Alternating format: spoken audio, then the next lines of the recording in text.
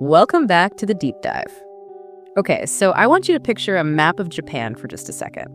You've got the huge neon city of Tokyo on one side, and then, the ancient temples of Kyoto on the other. Right, the two big destinations. And in between them, there's this the stretch of coastline that for most people is just a blur of green outside the bullet train window. It's the flyover country of Japan. It gets the ride-through country. You look out, maybe you catch a glimpse of Mount Fuji if you're lucky. If the clouds cooperate. Yeah, you see some tea fields, and then you're on your way to Osaka or back to Tokyo. Yeah, you're gone. Exactly. We are talking about Shizuoka today. Yeah. And if you just look at the travel guides in our stack here, it looks pleasant. Tea, oranges, hot springs. Yeah, nice stopover.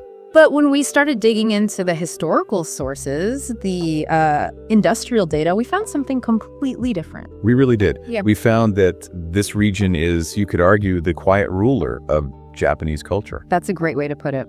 It's not just a transit point.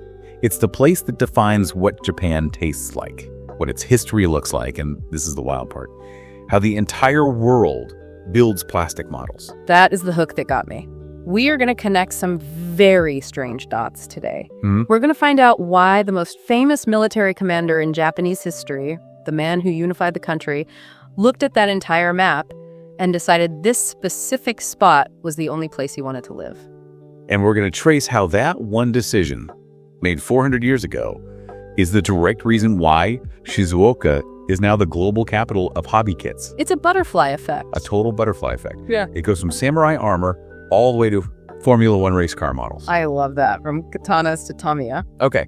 But before we get to the plastic, we have to start with the green, the landscape. The green goal. Because you can't look at a photo of Shizuoka without seeing those incredible manicured rows of bushes. This is the Makinohara Plateau. And the scale here is, it's just difficult to overstate. Shizuoka isn't just a place that grows tea, it is the tea capital. What are we talking, percentage-wise? Depending on the year, they produce roughly 40% of all the tea in Japan. Wow, that's a huge market share. But the sources we have, especially from the Fujinakuni Tea Museum, they suggest it's not just about volume. No, it's about terroir, to borrow a wine term. So what is it about this specific dirt and air? It's the collision of elements. You have Suruga Bay, which is the deepest bay in Japan, right next to the highest mountain, Mount Fuji. Okay. So you get this constant cycle of warm ocean breeze meeting fresh, cool mountain water. It creates a microclimate that tea bushes just, well, they absolutely love it. And the museum source mentions this climate leads to a really specific processing style called fukamushi. I'd never heard of this before. It's a crucial distinction. Fukamushi means deep steamed. Deep steam. Yeah. So when you make green tea, you steam the leaves to stop the oxidation. That's why it stays green and doesn't turn black like English tea. In Shizuoka, because the leaves are thicker from all that good sunshine, they steam them for 2 or 3 times longer than they do in, say, Kyoto. And what does that do to the flavor? It breaks down the cell walls of the leaf. So when you brew it, you don't get that pale, clear yellow liquid. You get this rich, opaque, dark green color. It looks almost cloudy. It's just got more body. A lot more body. It's sweeter, less astringent. If you've ever had a Japanese tea that felt soupy in a good way, It was probably Shizuoka Fukamushi.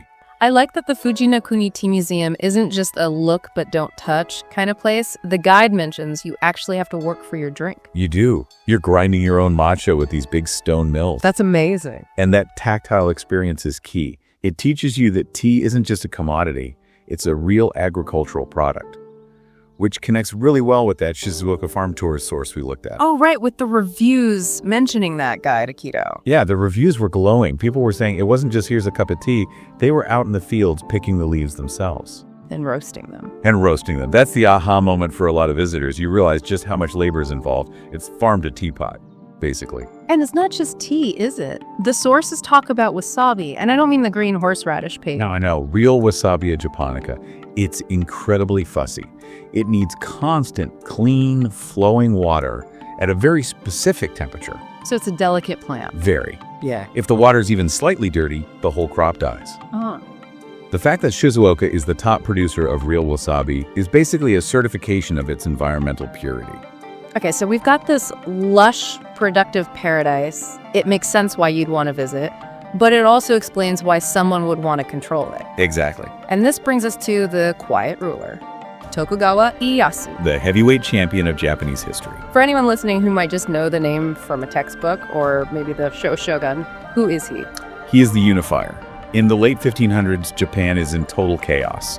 The warring states period. It's basically Game of Thrones. Constant civil war. Right.